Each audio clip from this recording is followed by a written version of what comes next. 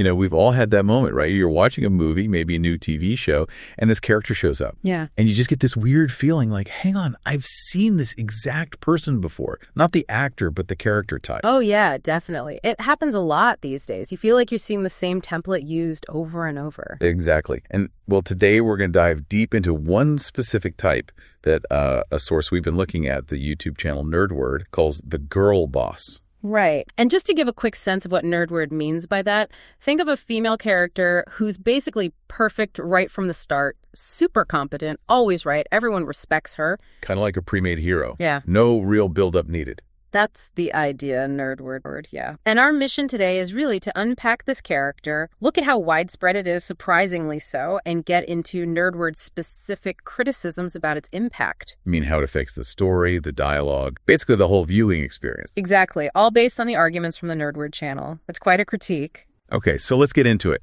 This girl boss character. Nerdword isn't just saying it exists, they're saying it's absolutely saturated modern entertainment for the last decade? Yeah, saturated is a good word for it. And Nerdword really emphasizes how broad its reach is. It's not just one type of movie or show. So where are we seeing it, according to them? Pretty much everywhere. Animated stuff, Disney live-action remakes, obviously superhero movies, sci-fi, fantasy, but also biopics, historical dramas, Oscar contenders. Wow, even smaller streaming films. Even those, yeah. It feels inescapable sometimes, and Nerdword really picks up on that feeling. They sound, exhausted by it. Exhausted is putting it mildly. Didn't they call it one of the worst entertainment decisions ever made? It's quite a statement. It is. It really shows how strongly they feel about its negative. And they point to specific examples to back this up. Like who? Characters like Captain Marvel, Galadriel from the Rings of Power series, Ironheart, Echo, even historical figures portrayed this way, like Cleopatra. And Nerdword's argument is that despite different settings or powers, the core character is fundamentally the same. That's the core of their critique, yeah. The template overrides the specifics. Okay, so if everyone's the same, as Nerdword suggests, what does that actually do to the story? They use the phrase exhausting story. What does that mean in practice? Well, the argument is that it undermines the whole point of a hero's journey. If they start perfect, where's the struggle? Where's the growth? Right. And Nerdword also gets into how it affects specific genres, doesn't it? Like fantasy. Mm-hmm. They argue that injecting what they call modern California feminist politics and ideologies into, say, a fantasy setting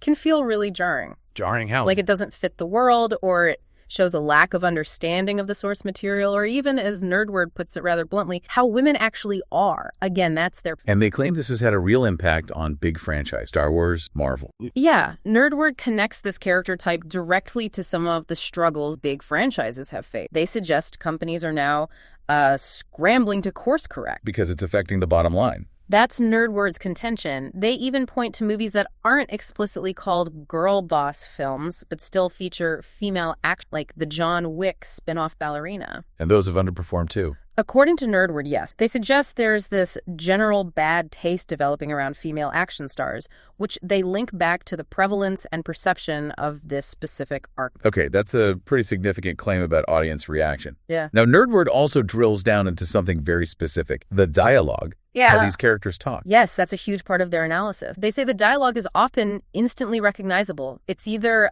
combative or else just downright strange. Strange how? Do they give examples? Oh, absolutely. One key example they often bring up is from that CW Batwoman show with Ruby Rose. Right, I remember that one. The line about the suit. Exactly. The suit is literal perfection, and then the kicker, it will be when it fits a woman. And Nerdword's take on that line is what? That it reveals the show's agenda. Pretty much. They interpret it as signaling the show wasn't just about Batwoman, but about making a statement that her inherent quality, her goodness, comes from being a woman, rather than her actions or choices. So it wasn't about the suit fitting her, Kate Kane specifically, but any woman. That's how Nerdword reads it, yeah. And they argue this kind of dialogue comes from being filtered through a power paradigm. Meaning almost every conversation becomes about asserting dominance or challenging some perceived power structure. It makes the dialogue, in their view, combative and nothing. Almost like royalty giving orders, they said. Yeah, like a queen giving orders to her subjects. It lacks that natural give and take of normal conversation. And didn't they use Captain Marvel as another example of this? Mm-hmm. They talk about the scene where she breaks a guy's hand just for hitting on her, or when she defeats the villain not with a fight, but by saying she has nothing to prove. And the criticism there is. Nerdword calls it a punchy statement about putting down her personal patriarchy that sounds fake, like dialogue written for effect. not for character. So this combative, statement-driven dialogue makes the characters feel... What? Distant, unreal. Exactly. Emotionally distant, unbelievable, and out of touch from reality is how nerd. Less human interaction, more programmed idea. Okay, so if these characters start out perfect and their dialogue is mainly about asserting themselves, what does Nerdword say this does to their actual journey? You mentioned they feel these characters rob stories of inspiration. Right. If they're already presented as perfect, how can they be inspiring in the traditional sense? Where's the struggle we relate? So no character arc. That's the core argument from Nerdword. They exist in stagnation. Perfection is introduced immediately and remains that. The whole idea of a character arc applies to them. They don't need to improve. Apparently not, according to this analysis. Any moment that might lead to introspection or doubt is immediately brushed aside or dismissed. Change only happens around them, not... That sounds flat, like a straight line, as Nerdword put it.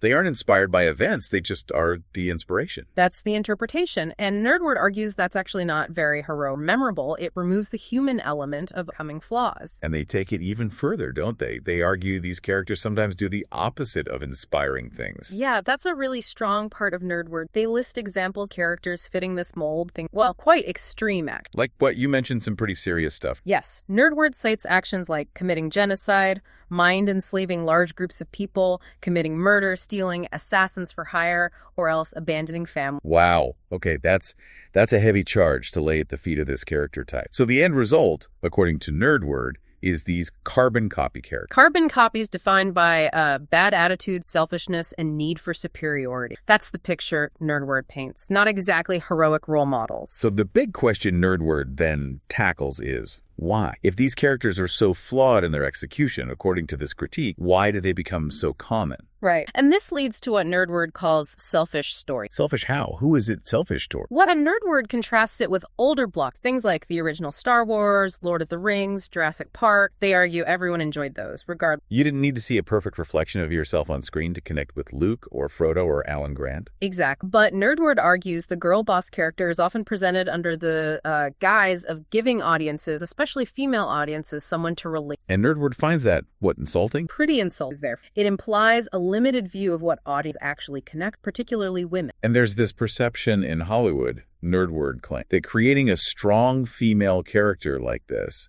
is somehow peak moral storytelling. Yeah, Nerdword points out that irony, that this particular execution of a strong female character is seen by some creators as a high virtue. Even while Nerdword is arguing, it leads to poor storytelling. Precisely, and this gets to the core of the selfish storytelling. Nerdword argues the character is written for or even as good storytelling. Who is it written for? To please the person who is doing the writing. That's Nerdword's. Like a writer projecting their own ideal onto the screen. Kind of, yeah. Nerdword calls it a strange form of cyclical pleasure. The writer's ideal female character becomes more important than the stories or what might actually resonate. Which leads to what they call gimme storytelling. Where the character just hoards their perceived perfect rather than earning it or sharing relatable struggle. It doesn't invite the audience in the same way. Okay, so wrapping this up then, we've explored Nerdword's deep critique of this girl boss trope, how they see it everywhere, how they argue it harms dialogue, character arcs, and how they ultimately frame it as this kind of selfish storytelling, catering more to creators than audience. But it's not all doom and gloom from Nerdword, is it? They see some light at the end of the tunnel. A little bit, yeah. They mention that the tides are finally beginning to turn. They point to ratings, box office numbers. Money side of things. Right.